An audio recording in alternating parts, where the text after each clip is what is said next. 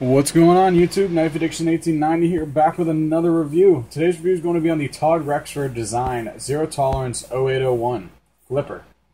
Before I go into this, I'll give you guys a 360 view as I always do.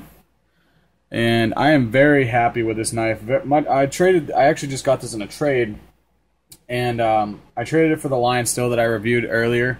I just really couldn't get over the fact that the stickiness on the lock bar was just ridiculous. I couldn't stand it. I couldn't stand flicking it open and having to fuck with it for like 30 seconds to get it to close. I mean, that's just ridiculous. I shouldn't have to do that.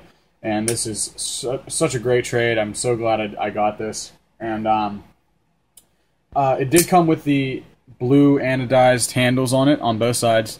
This doesn't come like that from the factory. I think there's like 3 models, or maybe there's 4. I think there's like there's a stonewash, there's a titanium, just plain titanium. There is a bronze.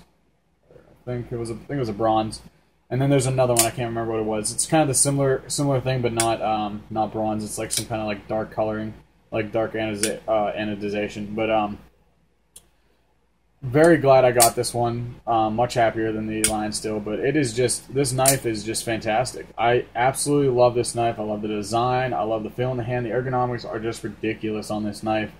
It feels fantastic in the hand, just so comfortable. It's insane.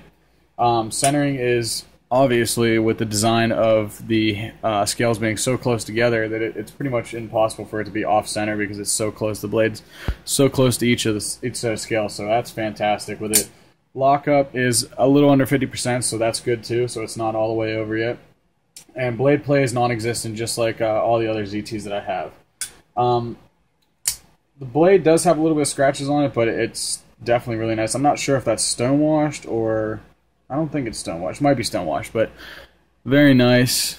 Got the Rexford design on there, serial number, and it does have the LMAX steel. I'm still looking into figuring out LMAX steel and seeing what it's all about. I did do some research last night on it, so I'm seeing good things about it, so I'm not too worried about the blade steel on it. But buttery smooth, flicks open every single time. There is one issue that I have with it, but it's not really that big of an issue. I don't know if this is with all of them, but this is with this one. If you don't push the lock bar all the way over, so I'm just going to push it over a little bit to, let's say, so you see how it's moving down here. Now it gets like stuck right there. I don't know if it's a groove that's in there that's stopping that. I really can't see what's stopping it because everything's so close together. I think it's just the lock bar that's just like a little bit over on the blade, and that's what's stopping it.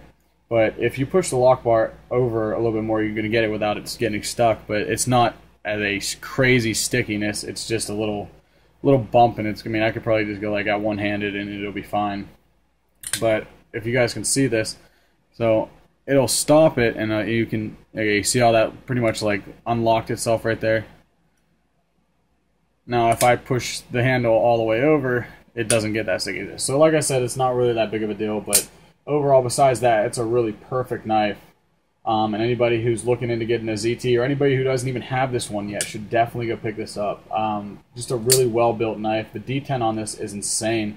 Just sucks this blade right back in there, and you can actually hear it. It's just awesome. And Todd Rexford knows his shit. I'm so glad that he came out with a production knife because I can't really afford his customs right now. But once I can, I'm definitely picking up one of his stuff because his design on knives are insane.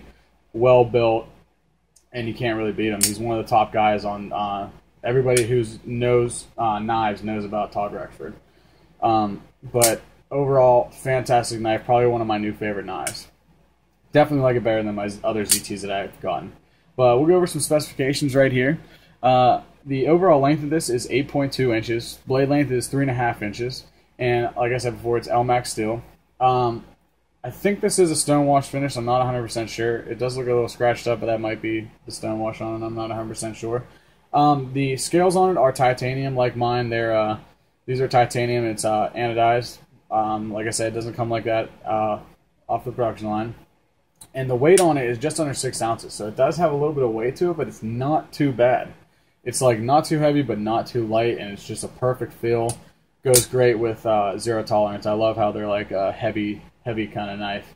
But very, very, very nice knife, and I recommend to anybody who's looking into getting a new knife to check this one out, because I swear you will not be disappointed with this thing. But as always, guys, I appreciate you guys watching, and don't forget to hit that like button, share, and subscribe. Thanks for watching.